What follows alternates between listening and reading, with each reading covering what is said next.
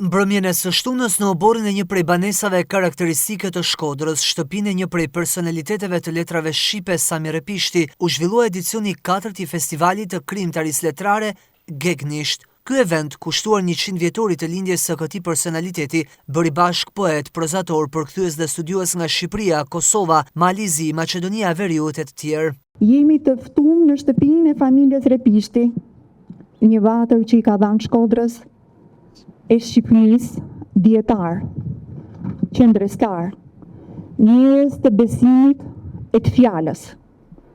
Në këtë obor, ku njëherë fëmijët luajshin e burrat përballeshin me historinë, sot kthehet fjala si festë, kthehet kujtimi si dritë. Kjo natë për ne është shumë e rëndësishme. Faleminderit që jeni në emër të familjes tëme, të nënës tëme, të vllajt tëmë i cili është në Firenze, motrës tëme e cila është në Gjermani. Realiteti sot më don që Repishtët të jenë të gjithë të ikun, por në të vërtetë ne në tonë këtu. Kështu që realiteti është edhe ai, është edhe ky. Kualiteti i shkrimeve të tia në gjuhën shqipe ka qenë një përgënjeshtrim shumë i madh i shkollës gjuhësore staliniste të Tiranës, sipas cilës Gegnishtja nuk paskej qenë e normume, nuk paskej qenë e standardizuar. Na po vazhdojmë traditën e Gegnishtës, e cila nuk është vetëm gjuha e Shkodrës.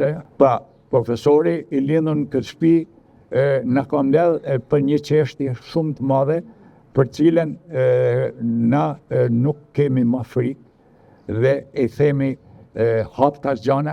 Gegnisht është kthyer në një platformë të rëndësishme për të promovuar dhe fuqizuar letërsinë geg, duke sjellë në vëmendje figura të shuara të kulturës tonë dhe duke nxitur krijimtarinë e re në këtë dialekt. Si çdo edicion edhe ky i këtij viti, ndau çmimet për më të mirët, ku eseja më e mirë Arshipipa shkoi për profesorin e asociuar Gëzim Puka, përkthimi më i mirë Gjon Shllaku shkoi për Agim Memën, proza më e mirë Ernesto Koliçi për Artur Bakun, poezia më e mirë Ndremjeda për Nuria Emrullajn, ndërsa çmimi Sami Repishti shkoi për Diana Kastratin. Dhe nada jep shirezatimesh për i kosh me këto rrjetet sociale që janë bërë shumë miqësore dhe që siç e tha dhe vetë janë kundër paragjykimeve. Edhe se me ndërtu intelektualin, domethënë me ndërtu njeriun kundër paragjykimeve. Jeta jonë është betejë për shijen e mirë. Edhe problem do ta konsideroja këtë natë. Leximi i Laudës Malësisë bani një ndryshim të madh te unë. Edhe unë e pash që Shqipja kishte edhe një krah shumë të fuqishëm, të cilin na e flisnim për çdo ditë në jetë aty, por nuk e kishim idenë se mund të ishte shkruar dhe mund të kishte një fuqi çfarë kishte bë Fishta, dhe një arsye pra që jam unë sonte këtu është natyrisht Lauda Malësisë dhe Fishta.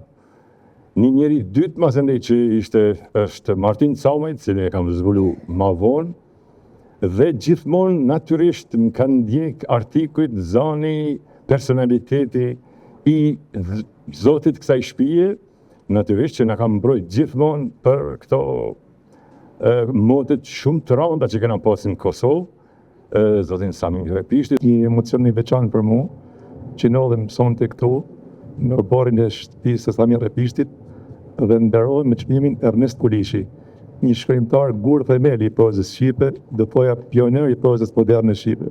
Besoj se Shkodra ka shumë ishuj të tillë, të cilët e krijojnë atë arkipelagun e quajtur Shkodër e lashtë e kulturës e Gegnishtës dhe e njerëzillëkut. Gegnishtja nuk është separatiste, ndarje. Të jesh pjesë e një njësie gjeografike, fizike, kulturore, sociale apo gjuhësore, siç jemi ne që i përkasim si temi këtij entiteti, është thjesht një fat që bie në karan ne, i mirë keq nuk ka rëndësi. Por në anën tjetër të zgjedhësh që ta marrësh në kam është një detyrë. Dhe jo vetëm Gegnishtën, edhe të skrishtin letrare. Nëse gjuha norm apo gjuha letrare është tema, dialektet janë limfa e saj. Janë gjaku dhe oksigjeni. Tashmë ky festival po kthehet në traditë që vit pas viti po gjen mbështetjen e artistëve pjesëmarrës. Se ka shpresë, ka dhe jetë.